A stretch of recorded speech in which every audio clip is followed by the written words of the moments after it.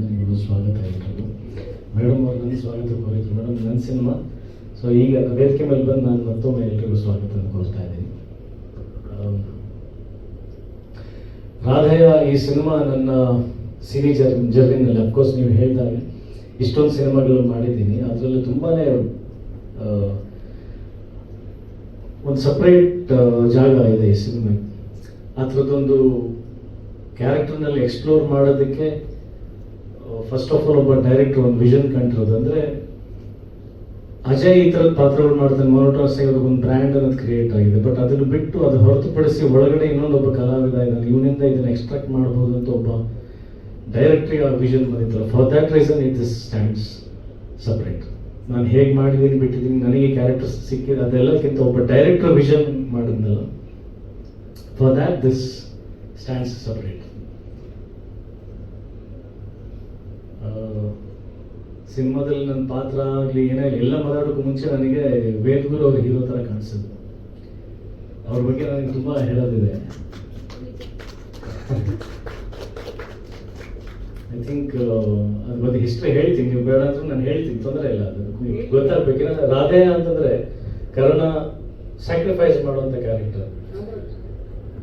ಒಬ್ಬ ನಿರ್ದೇಶಕ ಇಲ್ಲಿವರೆಗೂ ಬಂದು ತಾನು ಸಿನಿಮಾ ಪ್ರೊಡ್ಯೂಸ್ ಮಾಡ್ತಾನೆ, ತಾನು ಪ್ರೊಡ್ಯೂಸ್ ಮಾಡಬೇಕಾದಂಥ ಒಂದು ಪರಿಸ್ಥಿತಿ ಬರುತ್ತೆ ಅಂತಂದರೆ there will be lot of sacrifices behind that. ಅದನ್ನು ಹೇಳಬೇಕು, why he is a hero ಅಂತ. ಅಂದರೆ ನಾನು ಏನು ಹೇಳ್ತೇನೆ ಅಂದರೆ ಇವರಿಗೆ ಒಂದು ನಂಬಿಕೆ ಅನ್ನೋದು ಬರುತ್ತಲ್ಲ ಟೆಕ್ನಿಷಿಯನ್, ಈ ಥರದೊಂದು ಕಲಾವಿದ ಒಂದು ಸಾಫ್ಟ್ ನೇಚರ್ಡ್ ಆಗಿ ಕಾಣಿಸುವಂಥ ಆನ್ ಸ್ಕ್ರೀನಲ್ಲಿ ಕೃಷ್ಣ ಅನ್ನೋ ಒಂದು ಬ್ರ್ಯಾಂಡ್ ಇಟ್ಕೊಂಡು ರೊಮ್ಯಾಂಟಿಕ್ ಲವ್ ಸ್ಟೋರೀಸ್ ಮಾತು ಒಳಗಡೆ ಏನೋ ಕಾಣ್ತಾನಲ್ಲ, ಈ ವಿಷನ್ ನನಗೆ ಅರ್ಥ ಆಯಿತು. ಬಿಕಾಸ್ ಕಲಾವಿದನಾಗಿ ನನ್ನಲ್ಲೂ ಅದು ತುಡಿತಾರೆ. ಯಾರಾದರೂ ನನ್ನ ಆ ಥರ ನೋಡ್ರಪ್ಪ ಅಂತ ನಾನು ಮನಸ್ಸಿನ ಕೂಗಿ ಕೇಳ್ಕೊಳ್ಳೋಂಥ ಟೈಮಲ್ಲಿ ಒಬ್ಬ ಅರ್ಥ ಮಾಡ್ಕೊಂಡು ಅದನ್ನ ಅಂದರೆ ಸಮಮನಸ್ಥಿತಿ ಬಂದು ಒಬ್ಬ ಸಿನಿಮಾ ಮಾಡೋಕ್ಕೆ ಬಂದಾಗ ಅದನ್ನು ಅರ್ಥ ಮಾಡ್ಕೊಂಡು ಇನಿಷಿಯಲ್ ಸ್ಟೇಜಲ್ಲಿ ಪ್ರೊಡ್ಯೂಸ್ ಮಾಡೋದಕ್ಕೆ ತುಂಬ ಗಳಿಸ್ಬೇಕು. ನಾನು ಪ್ರೊಡ್ಯೂಸರ್ಸ್ದು ಒಂದು ಸೆಕೆಂಡ್ ತಪ್ಪಂತ ಹೇಳ್ತಲ್ಲ. ಈಗ ಯುದ್ಧಕಾಂಡ ಮಾಡಬೇಕಾದ್ರೂ ನನಗೆ ಅದೇ ಎಕ್ಸ್ಪೀರಿಯನ್ಸ್ ಆಯಿತು. ಸೊ ಸೇಮ್ ಎಕ್ಸ್ಪೀರಿಯನ್ಸ್ ನಾನು ಇವರಲ್ಲೂ, ಅಂದರೆ ನಾನು ಪ್ರೊಡ್ಯೂಸರ್ ಆಗಿದ್ದು ಲೇಟ್ ಒನ್, ಬಟ್ ಅದಕ್ಕೂ ಮುಂಚೆ ಇವರು ಪ್ರೊಡ್ಯೂಸರ್ ಆದರು. ಆ್ಯಕ್ಚುಲಿ ಒಂದು ರೀತಿಯಿಂದ ಇನ್ಸ್ಪಿರೇಷನ್ ಕೂಡ ನಾನು ಯುದ್ಧಕಾಂಡ ಮಾಡೋದಕ್ಕೆ. ಬಿಕಾಸ್ ಯಾರು ನಂಬಿಕೆ ಇಡ್ತಾ ಇಲ್ಲ. ಯಾಕಂದರೆ ಎಲ್ಲರದ್ದು ಹಾರ್ಡ್ ಆ್ಯಂಡ್ ಮನಿ ಇರುತ್ತೆ, ಎಲ್ಲರೂ ದುಡ್ದಿರ್ತಾರೆ, ಎಲ್ಲರೂ ಸಿನಿಮಾಗೆ ಹಾಕ್ತಾ ಇದ್ದಾರೆ ಅಂದರೆ ರಿಕವರಿಗೆ ಒಂದು ಗ್ಯಾರಂಟಿ ಅನ್ನೋದು ಇರಬೇಕು. Cinema is gambling, kind of gambling. ಹೋದರೆ ಕಂಪ್ಲೀಟ್ಲಿ ಹೊರಟೋಗುತ್ತೆ, ಬಂದರೆ ತುಂಬ ಬರುತ್ತೆ. ಆ ಥರದ್ದು ಒಂದು ಕ್ಷೇತ್ರ ಇದು.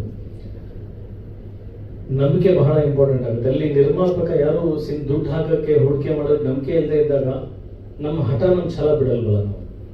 ಈ ಸಿನಿಮಾ ನಾವು ಸ್ಕ್ರೀನ್ ಮೇಲೆ ತಂದು ತೋರಿಸ್ತೀವಿ, ಜನ ಎಷ್ಟು ಇಷ್ಟಪಡ್ತಾರೋ ಬಿಡ್ತಾರೆ ಸೆಕೆಂಡ್, ಬಟ್ ಫಸ್ಟ್ ನನ್ನಲ್ಲಿ ಒಂದು ಗಡ್ಸಿತ್ತಲ್ಲ, this has to come on screen. ಇದೊಂದು ಸಿನಿಮಾ ಆಗಬೇಕು, ನನ್ನ ಬರವಣಿಗೆಯಲ್ಲಿರ್ತಕ್ಕಂಥ ಕಥೆ ಪರದೆ ಮೇಲೆ ಬರಬೇಕು. ಯಾರು ನೋಡ್ತಾ ಬಿಡ್ತಾರೆ second, but first I should enjoy that film making, that should come on screen, that passion, that it's makes one technician A hero. First actually ಒಂದು ದಂಡಯಾತ್ರೆ ಅಂತ ಒಂದು ಸಿನಿಮಾ ಸ್ಟಾರ್ಟ್ ಮಾಡಿದ್ವಿ ನಾವು 2015-16 ಆವತ್ತು.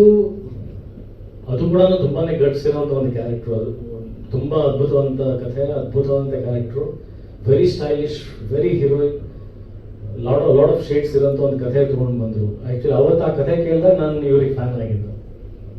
ಸಿನಿಮಾ ಸ್ಟಾರ್ಟ್ ಮಾಡಿದ್ವಿ, ಒಂದಷ್ಟು ದಿನ ಶೂಟಿಂಗು ಮಾಡಿದ್ವಿ, ಬಟ್ ಅದು ಕಾರಣಾಂತರಗಳಿಂದ ಪ್ರೊಡ್ಯೂಸರ್ ಸಿನಿಮಾ ಮುಂದುವರ್ಸೋಕ್ಕಾಗಿಲ್ಲ. ಅದು ಅಲ್ಲೇ ನಿಂತ್ಕೊಡ್ತು, ಅದರಲ್ಲಿ ಸ್ಥಗಿತಗೊಳ್ತು. ಅದಾದಮೇಲೆ ಇವ್ರ ಜೊತೆಗೆ ನಾನು ಕೆಲಸ ಮಾಡಬೇಕಲ್ಲ ಅಂದರೆ ಇವ್ರು ನನ್ನ ಹತ್ರ ಬಂದಿದ್ರು, ನನಗೆ ಅಡಿಷನಲ್ ಸ್ಟಾರ್ಟ್ ಇವ್ರ ಹತ್ರ ಕೆಲಸ ಮಾಡಬೇಕಲ್ಲ ಅನ್ನೋದು ಆಯಿತು. ತಾಯಿಗೆ ತಕ್ಕ ಮಗ ಶಶಾಂಕ್ ಅವ್ರು ಡೈರೆಕ್ಷನ್ ಮಾಡೋಕ್ಕೂ ಮುಂಚೆ ಬೇರೆ ಯಾರೋ ಒಬ್ರು ಡೈರೆಕ್ಟ್ ಮಾಡಬೇಕನ್ನ ನೋಡ್ತಾ ಇದ್ವಿ. ಅವಾಗ ನಾನು ಶಶಾಂಕ್ ಅವರಿಗೆ ಸರ್ ಗುರುವರು ಮಾಡಲಿ ಅಂತ ಅಂದ್ಬಿಟ್ಟು ವೇದಗುರು ಅವ್ರು ಬಂದ್ಬಿಟ್ಟು ಒಂದು ಶೆಡ್ಯೂಲ್ ತಾಯಿಗೆ ತಕ್ಕ ಮಗ ಡೈರೆಕ್ಟ್ ಮಾಡಿದ್ರು. ಬಟ್ ಅದನ್ನು ಒನ್ಸ್ ಅಗೇನ್ ಅಂದರೆ I don't say there is any clashes or difference of opinion. Shashank sir ಬೇರೆ ಯಾವುದೋ ಸಿನಿಮಾ ಮಾಡಬೇಕಾಯ್ತು, ಐ ಥಿಂಕ್ ಗೊತ್ತಿಲ್ಲ, ಅಪ್ಪು ಸರ್ ಅದೇನೋ ಮಾಡಬೇಕಾಗಿತ್ತು. ಬಟ್ ಆ ಟೈಮಲ್ಲಿ ಕ್ಯಾನ್ಸಲ್ ಆಗಿ ಹೀಗೆ, ಬಿಕಾಸ್ ಅಂದರೆ ಅವ್ರದ್ದೇ ಕಥೆ ಅದೆಲ್ಲ ಆಗಿರೋದ್ರಿಂದ ಇವ್ರ ಹತ್ರ ರಿಕ್ವೆಸ್ಟ್ ಮಾಡ್ಕೊಂಡಿಲ್ಲ, ನಾವೇ ಕಂಟಿನ್ಯೂ ಮಾಡ್ತೀವಿ ಅಂತ ಅಂದ್ಬಿಟ್ಟು. ಸೊ ಇಬ್ಬರು ಮಧ್ಯದಲ್ಲಿ ಒಂದು ಅಂಡರ್ಸ್ಟ್ಯಾಂಡಿಂಗಲ್ಲಿ ಅದನ್ನು ಆರ್ಥಿಕ ನಿಲ್ತಲ್ಲಿ. ಸೊ ಗುರು ಅವ್ರ ಜರ್ನಿ ಮತ್ತೆ ಪಾಸ್ ತೊಗೊಂಡಿದ್ದೀರಾ ಅಂತಂದ್ರೆ ಅಗೇನ್ ಹಿ ಡಿಡ್ಂಟ್ ಸ್ಟಾಪ್. ಮತ್ತೆ ಒಂದು ಕ್ಯಾರೆಕ್ಟರ್ ತೊಗೊಂಡು ಬಂದರು, ಮತ್ತೆ ಒಂದು ಕಥೆ ತೊಗೊಂಡ್ಬಂದ್ರು. I don't know, so plus ಇವ್ರು ಬೇರೆ ಯಾವ ಹೀರೋ ಹತ್ರ ಹೋಗದೆ 3ನೇ ಸಲ ನನ್ನ ಹತ್ರನೇ ಬಂದರು. ಅಂದರೆ ಬರೋದ್ರೆ ವಿಧಿ ಪ್ರಕಾರ ಒಂದ್ಸಲ ಅವ್ರು ಬಂದಿದ್ರು, ಒಂದ್ಸಲ ನಾನು ಹೋಗಿದ್ದೆ, ಮತ್ತೆ ಇವ್ರು ತಿರುಗಿ ಬಂದರು. ಸೊ ದಿಸ್ ಒಂದು ಋಣ ಅನ್ನೋದಿತ್ತು. ಎಲ್ಲೋ ಒಂದ್ ಕಡೆ ನಾವು ದಿಸ್ ಟೈಮ್ ಥರ್ಡ್ ಅಟೆಂಪ್ಟ್ ಆಗ್ಲೇಬೇಕು ಅನ್ನೋದು. ಬಟ್ ಅಲ್ಲೂ ಕೂಡ ಯಾರು ಪ್ರೊಡ್ಯೂಸರ್ಸ್ ನಮ್ದೇ ಇದ್ದಾಗ ಇವರೇ ಸಾಕಷ್ಟು ಸ್ಯಾಕ್ರಿಫೈಸ್, ಸಾಕಷ್ಟು ರಿಸ್ಕ್ ತಗೊಂಡು, ಅಂಡ್ ಅಫ್ಕೋರ್ಸ್ ಅವರು ಶ್ರೀಮತಿ ಅವ್ರು ಮೇಡಮ್, ನಿಮಗೂ ಹ್ಯಾಟ್ಸ್ ಆಫ್. ವಂಡರ್ಫುಲ್ ಅಂಡರ್ಸ್ಟ್ಯಾಂಡಿಂಗ್, ಆ ಥರದ್ದು ಒಂದು ಸಪೋರ್ಟ್ ಕೊಡುವಂಥ ಒಂದು ಬೆನ್ನೆಲುಬಾಗಿ ನಿಂತಿರ್ತಕ್ಕಂಥ ಅವರು ಧರ್ಮಪತ್ನಿ.